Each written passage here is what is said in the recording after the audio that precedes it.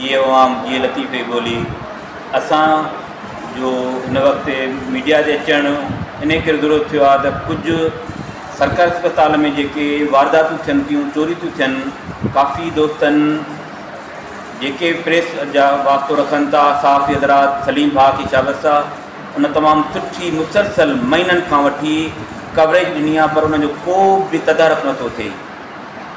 MS DSO DS पंहिंजो deputy commissioner Dattagiri वेसी का बि उन में मदद उनजी नथो करे। हुन वीचारे काफ़ी लिखियो बि आहे, काफ़ी दफ़ा कवरेज बि ॾिनी आहे ऐं सबूत बि ॾिना आहिनि। मुसलसल सरकारी अस्पताल में करप्शन थी रही आहे, चोरी थी रहियूं आहिनि, दवाउनि खे बाव लॻी रही आहे, दवाऊं गुम बि थियनि थियूं। PPH जो अमलो गैर ज़िम्मेवार आहे। उन सां गॾु MS उहो पाण खे लापरवाही बि ॾेखारे थो ऐं लातालकी बि ॾेखारे थो।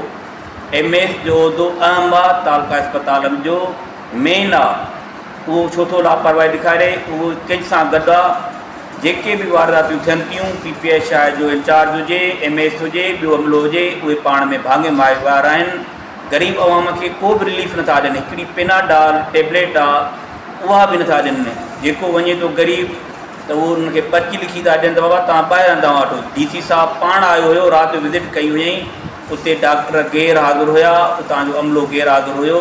उन वक़्तु बि DC साहब एक्शन न खयो। असांजे दोस्तनि खे शाबत सां, सिविल सोसाइटी वारे दोस्तनि खे शाबत सां, जेके अवाम इशूअ ते सरकारी अस्पताल जे इशूअ ते मुसलसल लिखनि बि था, ॻाल्हाइनि बि था, कवरेज बि ॾियनि था सोशल मीडिया ते। असांजो इहो ई वकील बिरादरीअ जो ख़्यालु आहे त ग़रीब अवाम खे आख़िर रिलीफ छो नथो मिले।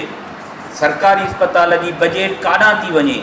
हीउ तक ज़ुल्फ़कार अली भुट्टे साहिब जो आहे, मोहतरमा भुट्टे साहिब जो आहे, उनखां पोइ बिलावल आहे। उहे हिन जा तक जा नुमाइंदा आहिनि चूंडियल। उहो एक्शन छो नथा वठनि। ज़िला DSO इंचार्ज छो नथो वठे। ॿियो जेको आहे इंतिज़ामिया उहा छो नथी वठे।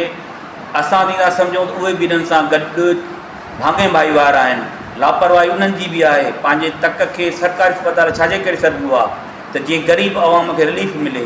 ॿारनि जी नशो नुमा जेकी आहे कमज़ोर ॿारनि खे, उहा उन्हनि जी दुकाननि ते विकिरो थियल आहे, उहे पैकेट था मिलनि, उहे ग़रीबनि खे नथा मिलनि। 2-3 ॾींहं अॻु में दोस्तनि सोशल मीडिया ते इहे विडिया बि रखिया हुआ त उतां जो अमलो उन्हनि खे धिका पियो ॾिए। जेको पोड़ियूं जेके ज़ईफ़ पुराड़ा आहिनि उहे वीचारनि जा उस में था बीहनि। न बिजली जी सहूलियत आहे राति पर में, न ॾींहं जो। काफ़ी सरकारी बजट अचे थी त उहे गॾे करे पाण में अमलो PPH जो हुजे, MS हुजे ऐं ॿियो अमलो हुजे, खाइनि था। इन जी जांच थियणु खपे। असांजो साफ़ी बिरादरान सां गॾु आहे, गॾु आहियूं। वकील बिरादरी असां जिते जिते ॾिसंदासीं ग़रीब सां ज़ुल्म थींदो उते वकील हुन सां आवाज़ असां गॾु उथारींदासीं, हुन सां गॾु बीहंदासीं। जीअं सिंध, जीअं लतीफ़े ॿोली, सदा सलामत।